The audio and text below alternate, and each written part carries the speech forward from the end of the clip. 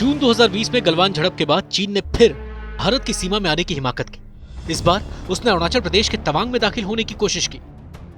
भारतीय सैनिकों ने भी चीन को मुंहतोड़ जवाब दिया और एक भी सैनिक भारत की धरती पर दाखिल नहीं हो सका। अब यहाँ पर यह समझना जरूरी है कि तवांग क्यों? दरअसल तवांग चीन की वो दुखती रग है जो हमेशा उसे तकलीफ देती है। दरअसल तवांग के जिस हिस्से में चीनी सैनिकों को भारतीय सेना ने खदेड़ा वह है यांगत्से। यांगत्से 17,000 फीट की ऊंचाई पर मौजूद भारत का वो अभिन्न अंग है जिस पर 1962 की जंग के बाद से ही चीन की बुरी नजर है। चीन युद्ध के समय से ही तवांग के यांगत्से पर कब्जे के सपने देख रहा है। सेना के सूत्रों की माने तो यांगत्से को पीपुल लिबरेशन आर्मी यानी पीएलए हमेशा से निशाना बनाने की फिराक में रहती है। लेकिन सवाल यह है कि आखिर तवांग और यांगत्से में ऐसा क्या है जो चीनी राष्ट्रपति शी जिनपिंग की बेचैनी की वजह बना हुआ है? दरअसल भारत की आजादी के बाद से ही चीन की नजरें अरुणाचल प्रदेश पर जा टिकी, जिसे वो दक्षिणी तिब्बत का हिस्सा बताता है। हालांकि इतिहास ऐसा नहीं मानता, लेकिन फिर भी चीन हमेशा से अपने और भारत के बीच अरुणाचल प्रदेश को तनाव का मसला बनाता आया है। अब बात यांगत्से की। ये जगह तवांग से 35 किलोमीटर दूर उत्तर पूर्व दिशा में है।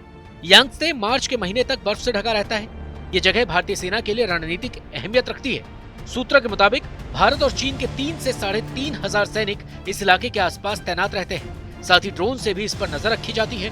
दोनों तरफ से सड़क का अच्छा खासा नेटवर्क है। सबसे खास बात ये कि यांगत्से वो जगह है जहां से चीन पूरे तिब्बत पर नजर रख सकता है। साथ ही उसे एलएसी की जासूसी करने का भी मौका मिल जाएगा। 1962 में जब भारत और चीन के बीच जंग हुई तब चीन ने तवांग को हासिल करने के लिए पूरी कोशिशें की।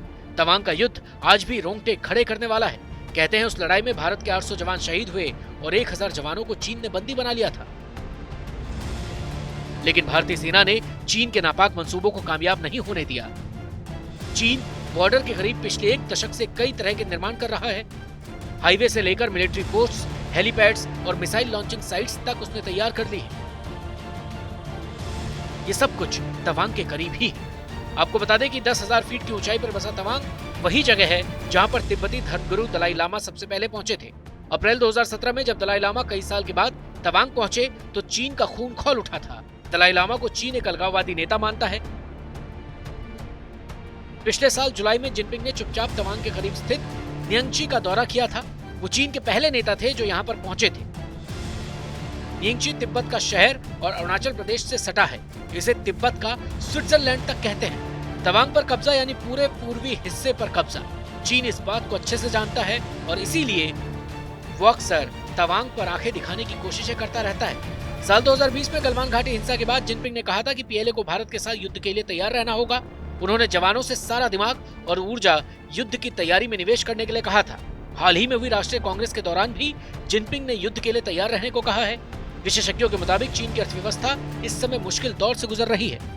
जीरो कोविड नीति के सख्त नियमों के तहत जनता पहले ही जिनपिंग के खिलाफ विरोध प्रदर्शन कर चुकी है। जिनपिंग जो अपनी सत्ता की हनक बरकरार रखना चाहते हैं, वो देश की मुश्किलों से ध्यान हटाने की कोशिशों में लगे हैं। ऐसे में एलएसी पर भारत को उलझाने के अलावा कोई और बेहतर विकल्प उन्हें नहीं मिल सकता है।